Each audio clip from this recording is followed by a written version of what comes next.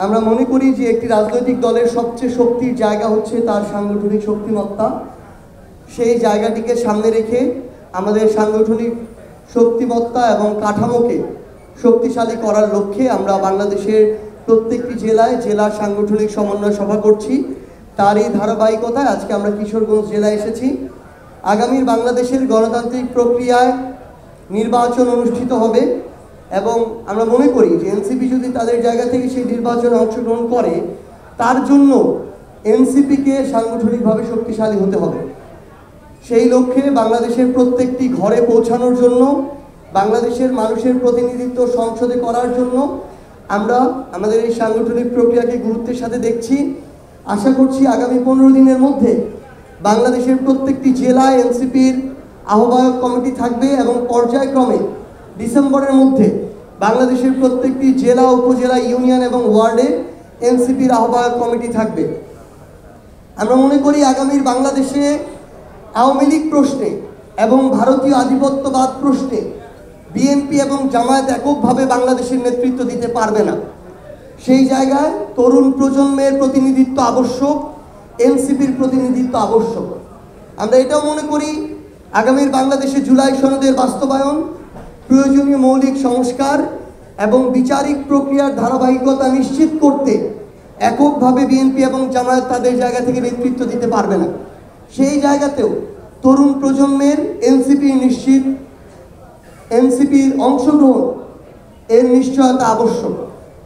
আমরা মনে করি আগামীর সংসদে তরুণদের ওই কণ্ঠস্বর জনগণের প্রতিনিধিত্ব করার জন্য অত্যন্ত প্রয়োজনীয়, কারণ এই তরুণরাই প্রথম ভারতীয় আধিপত্যবাদ সহ বাংলাদেশের ফ্যাসিস্ট কাঠামোর বিরুদ্ধে আপোষহীনভাবে রাজপথে লড়াই করেছিল।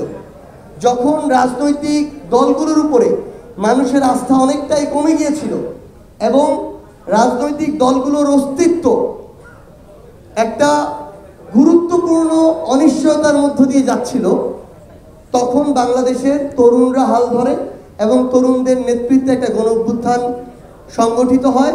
ফ্যাসিস্ট হাসিনা দেশ ছেড়ে পালিয়ে যায়। এই অভ্যুত্থান পরবর্তী বাস্তবতায় আমরা মনে করি যে গণতান্ত্রিক উত্তরণের যে প্রক্রিয়া, সেই প্রক্রিয়ায় এনসিপি সহ তরুণদের অংশগ্রহণ অতি প্রয়োজনীয়। সেই জন্য আমরা জুলাই সনদ নিয়ে আমাদের আপোষহীন অবস্থান ব্যক্ত করেছি। অন্যান্য রাজনৈতিক দল যখন জুলাই সনদের প্রশ্নে নিশ্চয়তার যেটি প্রয়োজন ছিল, সেই নিশ্চয়তার প্রসেস কিভাবে হবে, কবে হবে সেটি নিশ্চিত না হয়ে শুধুমাত্র নির্বাচনমুখী আচরণ করে জুলাই সনদে স্বাক্ষর করল, তখন এনসিপি তাদের জায়গা থেকে মেরুদণ্ড সোজা করে সেই নিশ্চয়তা চেয়েছে এবং জুলাই সনদে স্বাক্ষর করেনি। আমরা মনে করি যেদিন জুলাই সনদ বাস্তবায়নের নিশ্চয়তা দেয়া হবে, যেদিন এই আদেশ জারি করা হবে মাননীয় প্রধান উপদেষ্টার পক্ষ থেকে, এবং গণভোটে যদি জুলাই সনদের পক্ষে রায় আসে, তখন কোনো নোট অফ ডিসেন্টকে বিবেচনা করা হবে না। এই নিশ্চয়তা যেদিন আসবে, সেদিনই এনসিপি নির্দ্বিধায় বাংলাদেশের মানুষের পক্ষে থেকে জুলাই সনদে স্বাক্ষর করবে। তার পূর্বে কোনো নিশ্চয়তা ছাড়া শুধুমাত্র একটি কাগজে লেখায় এনসিপি স্বাক্ষর করে বাংলাদেশের মানুষের সাথে প্রতারণা করতে পারে না। আমরা মনে করি যেহেতু আইনগতভাবে শাপলা মার্কা হিসেবে পেতে এনসিপির কোনো বাধা নেই, আমরা সকল আইনজ্ঞ, আইন প্রণেতা, আইন বিশেষজ্ঞ যারা আইন নিয়ে মতামত দেন, কথা বলেন, তাদের সাথে আমরা বারংবার কথা বলেছি। শাপলা প্রতীক হিসেবে পেতে এনসিপির কোনো আইনগত বাধা নেই এবং এই ক্ষেত্রে নির্বাচন কমিশন তাদের জায়গা থেকে স্বেচ্ছাচারিতা করছে এবং পক্ষপাতদুষ্ট আচরণ করছে। আমরা অভ্যুত্থান পরবর্তী নির্বাচন কমিশনের কাছে এই ধরনের স্বেচ্ছাচার, পক্ষপাতদুষ্ট আচরণ কখনোই প্রত্যাশা করি না। তারা যদি তাদের জায়গা থেকে এখনও অভ্যুত্থান পরবর্তী বাস্তবতায় ওইটুকু নিজেদের স্বাধীনতা, স্বকীয়তা প্রদর্শন না করতে পারে, তাহলে আগামী নির্বাচনে তাদের উপরে আমরা আস্থা রাখতে পারবো না। যদি প্রয়োজন হয় যদি এনসিপিকে শাপলা প্রতীক পেতে রাজপথে রাজনৈতিকভাবে কর্মসূচিতে যেতে হয়, তাহলে এনসিপি একই সাথে ওই স্বেচ্ছাচারী নির্বাচন কমিশন পুনর্গঠনের আন্দোলনেও যাবে। এবং আমরা মনে করি এই নির্বাচন কমিশন দ্বারা নির্বাচন হতে হলে এই নির্বাচন কমিশনের ওই নিরপেক্ষ অবস্থানটা তার কাজের এবং কথার মাধ্যমে ব্যক্ত করতে হবে, যেটা এখন পর্যন্ত তারা করছে না। জোটের বিষয়ে আপনারা বলেছেন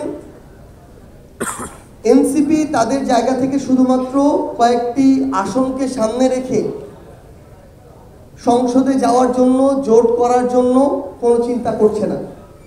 এনসিপি মনে করে কোনো রাজনৈতিক দল যদি তাদের জায়গা থেকে জুলাই সনদের প্রত্যেকটি সংস্কার বাস্তবায়নের প্রতি কমিটেড থাকে, বিচারিক প্রক্রিয়াকে ধারাবাহিকভাবে এগিয়ে নিয়ে সম্পন্ন করার প্রতি কমিটেড থাকে, ভারতীয় আধিপত্যবাদের বিরুদ্ধে কমিটেড থাকে, আওয়ামী লীগ, জাতীয় পার্টি সহ ফ্যাসিস্টদের দোসরদের বিরুদ্ধে লড়াইয়ের জন্য কমিটেড থাকে, তাহলে এই নির্বাচনে ওই কমিটমেন্টের ভিত্তিতে তাদের সাথে অ্যালায়েন্স হতে পারে।